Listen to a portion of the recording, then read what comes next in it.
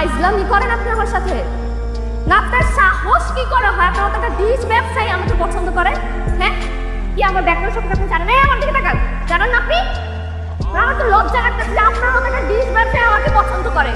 দেখেন আমি আপনাকে লাস্ট পাবেন মতো আপনি বা আপনার এই চারপাশে কেউ যদি আর কখন আমার চারপাশে ঘুরছে তাহলে কিন্তু আমার লেভেলটাকে আমি বুঝা দেবো, ঠিক আছে?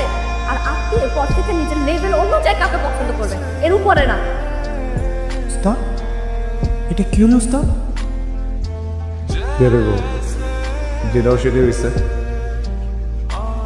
বিষ ব্যবসারে দুনিয়ার কোন মেয়ে পছন্দ করবে? একটা সমস্যা হয়ে গেছে মা। কি সমস্যা? আর ওই যে ডিশের ছেলেটা আছে না, ও এতদিন আমার পিছনে ঘুরঘুর করছে, আমি কিচ্ছু বলি নাই।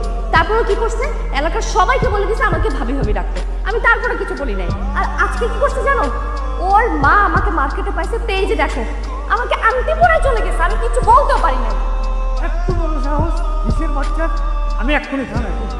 পুলিশ এসে ধরিয়ে এখানে পেদানি দিবে না, হাঁটি কুটি ভাঙবে, তখন সব ঠিক হয়ে যাবে। রাজু, তো বাবা কি বলছে? আমি যা বলছি সমস্ত সঠিক কথা বলছি। আমার এতদিনের তিলে তিলে অর্জন করার মান সম্মান দুই টাক করে দিয়েছে তোমার এই ছেলে। আপনি কিসের মান সম্মানের কথা বলেন আমার একটু বলেন তো। আপনি জানেন এলাকার মানুষজন আপনার কি নামে ডাকে? জানেন কি নামে? ডিশ হাজার। আর আমার এটাকে ডিশ ব্যবসা, এটা কোনো নাম? এটা প্রফেশনের জন্য করছে। আপনারা তো অনেক ভালো লাগতে পারে, আপনার অনেক বছর ব্যবসা। আমার তো না, আমি তো এটা করতে চাই না, আমার তো জোর করে দাঁড়াইতেছে। আমার যেটা ভালো লাগে না আব্বা আর আম্মা, হ্যাঁ আমি ওই মেয়েটারে অনেক পছন্দ করি, বুঝছেন আম্মা? আমি ওই মেয়েটারে ভালোবাসি, আমি মেয়েটার কাছে গেছিলামও, কিন্তু মেয়ে আমার মানে নেই। মেয়ে আমার কেন মানে নেই এটা জানেন? আমার প্রফেশনের জন্য।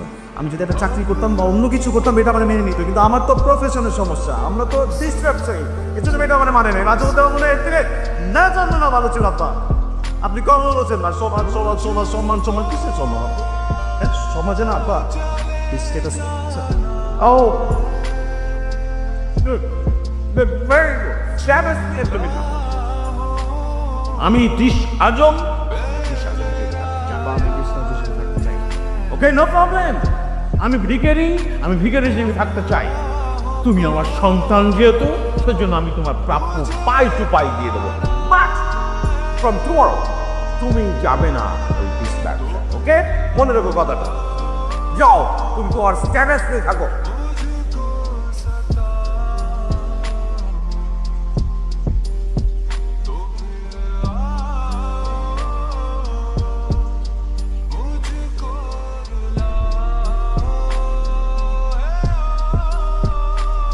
খবরদার তুই আমাকে স্পর্শ করবি না।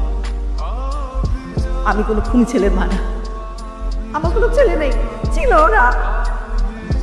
আমি স্ত্রী, এটাই আমার একমাত্র পরিচয়। আমি বলার আগ পর্যন্ত এই পরিচয় নিয়ে মরতে চাই। এই খবরদার, খবরদার মা বলে ডাকবি না আমাকে। এই যে বাড়িটা দেখছিস, একটা দেশ ব্যবসায়ীর রক্ত পানি করা তবে কোনো বাড়ি। আমি চাই না এই বাড়িতে কোনো কনি দাগো, তাহলে আমি থাকবো না, আমি এই বাড়ি ছেড়ে চলে যাবো। আই খবরদার।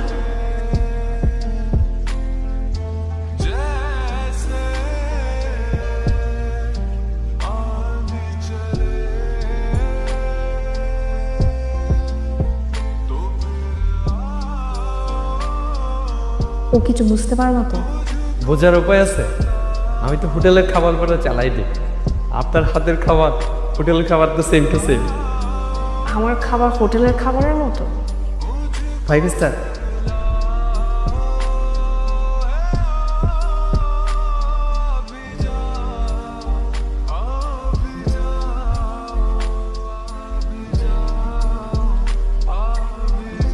আমি জানি না আপনি এরকম কেন করতেছেন, কিন্তু আপনি যা করতেছেন একদম ঠিক করতেছেন। আমার জীবনে যা কিছু হয়েছে এগুলো সব আমি নিজের ভাগ্য হিসেবে মাইনে নিছি। আপনার প্রতি আমার কোনো রাগ নাই, কোনো অভিযোগ নেই। আপনি একটু নিজের মতো থাকেন, আমার একটু আমার মতো থাকতে দেন। কিন্তু আপনার জীবনটা তো এলোমেলো হচ্ছে আমার কারণে। আপনার বাবা মারা গেছে আমার কারণে, আপনার মার সাথে সম্পর্কটা নষ্ট হয়েছে তো আমার কারণে। আপনার ওই ক্ষমতাই নেই, আল্লাহ আপনার ওই ক্ষমতাই দেন। আমার সাথে যা কিছু হয়েছে সব কিছু আমার ভাগ্য। আল্লাহ আমার কাছ থেকে আমার আব্বারে নিয়ে গেছে, আমার কোনো দোষ নেই। আমার দোষ? আপনার ডিশ ব্যবসা নিয়ে আমার কখনো কোনো সমস্যা ছিল না, বিশ্বাস করেন। আমার সমস্যা ছিল আপনার শিক্ষায়। আমি সবসময় চাইছি আমার লাইফ পার্টনার আমার থেকে উচ্চ শিক্ষিত হবে, আর অ্যাটলিস্ট আমার মতো শিক্ষিত হবে। আমার বাবাও শিক্ষিত ছিল, ব্যবসায়ী, টাকা পয়সা আছে, তাই নানা বিয়ে দিয়ে দিচ্ছে। কিন্তু আমার মা তো আবার উচ্চশিক্ষিত, এই কারণে আমার বাবা কখনো আমার মাকে নিয়ে কোথাও যায় না, তার সাথে ভালো বিহেভ করে না, সবসময় একটা সন্দেহের মধ্যে ছিল। আমি না আমার লাইফে এরকম কিছু চাই না, আমি এই কারণে আপনাকে অ্যাভয়েড করছি, এছাড়া কোনো কারণ নাই। আমি বুঝতে পারছি আপনার জায়গায় আমি হলেও মনে হয় এটাই করতাম, আরও বেশি করতাম। আপনার কোনো দোষ নেই, আপনি যান। আমার আমার আপনার উপরে কোনো রাগ নেই। কিন্তু আমার আছে। আপনি যখন আমাকে বিরক্ত করতেন তখন আমার খুব রাগ হতো, আমি আসলে অনেক বিরক্ত হতাম। কিন্তু এখন যখন আপনি আমাকে বিরক্ত করেন না, তখন আমি আরও বেশি বিরক্ত হচ্ছি। আমি তখন বুঝি নাই আমার রাগ হয়েছে, আমার অভিমান হয়েছে আপনার। এখন যখন আমি আপনাকে পাচ্ছি না চারপাশে, তখন আমি বুঝতেছি যে আমি আসলে ভালোবাসি আপনাকে। I love you. এটা এখন বলা তো আসলে সম্ভব না, বুঝছেন। আমি না আমার জীবন থেকে একটা শিক্ষা পাইছি। জীবন যখন আপনারা কিছু দিবে না, তখন আপনি যখন কিছু হারাই ফেলবে। আমি দেখলাম আমার আব্বাটা হয়েছে, আপনি মনে করেন কিছু হারাই ফেলছে।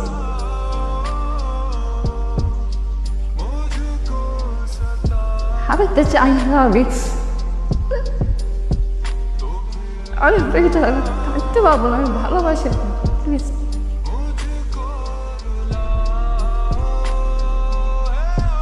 আমি আপনাকে কেন নিয়ে যাবো? ধরেন ধরেন আমি আপনাকে নিলাম, হ্যাঁ, নিয়ে আমার বাসায় নিয়ে গেলাম।